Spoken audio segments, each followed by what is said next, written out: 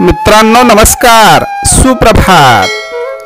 आयुष्य ही एक अशी ट्रेन आहे जी जन्मापासून मृत्यूपर्यंत सुखदुःखाच्या वेगवेगळ्या फलाटावर थांबते आणि आपल्याला अनुभवाचं तिकीट घ्यायला प्रत्येक स्टेशनवर उतरावेच लागते।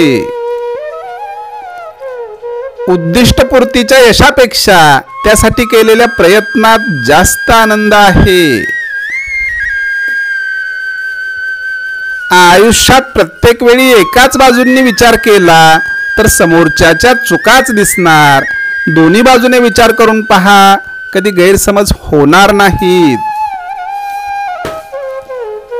आपण ज्याची इच्छा करतो प्रत्येक वेळी तेच आपल्याला मिळेल असे नाही, परंतु नकळत बऱ्याच वेळा आपल्याला असे काहीतरी मिळते की ज्याची कधीच आपण अपेक्षाही केलेली नसती।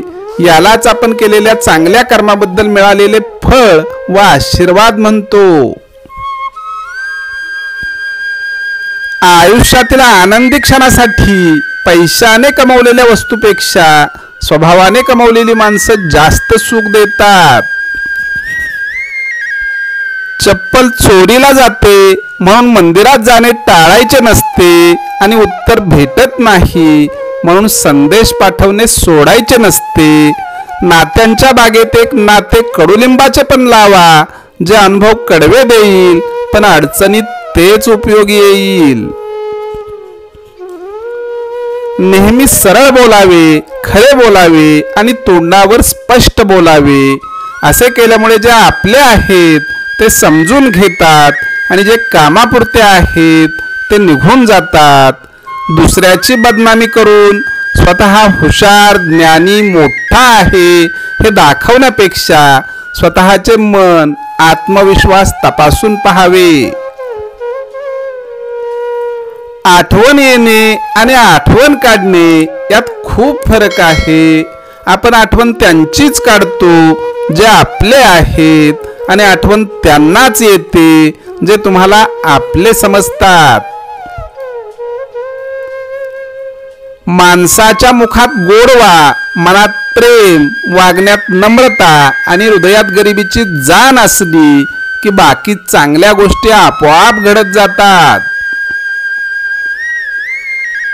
माणसाजवळ त्याच्या आयुष्यभराची संपत्ती म्हणजे त्याचे चांगले विचार, कारण धन आणि बळ कोणत्याही माणसाला वाईट मार्गावर नेऊ शकतात, परंतु चांगले विचार माणसाला सदैव उत्तम कार्यासाठी प्रेरित करीत असतात।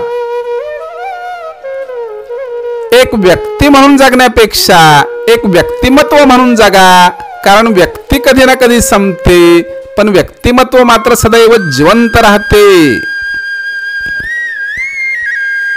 खूप विचार करून एक दिवस नशिबाला विचारलं की तू सगळ्यांना एवढं दुःख का देतोस? नशिबानेही हसून उत्तर दिलं, हो, मी देताना तर सगळ्यांना सुखच देतो, पण तुम्ही सगळेजण एकमेकांचं सुख पाहून दुःख ओढवून घेतात, त्यात माझा काय दोष? परिस्थिती नावाची शाळा माणसाला आयुष्यात योग्य शिक्षण देते। जीवनाचा सर्वात मोठा गुरु काळ असतो, कारण काळ जे शिकवतो ते कुणीच शिकवत नाही। सुखाच्या पावसात भिजताना आपले पाय जमिनीवर ठेवावे, नाहीतर घसरून दुःखाच्या चिखलात पडायला वेळ लागत नाही।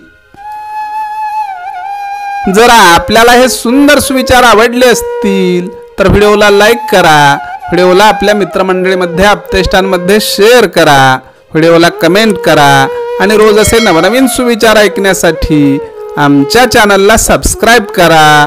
धन्यवाद।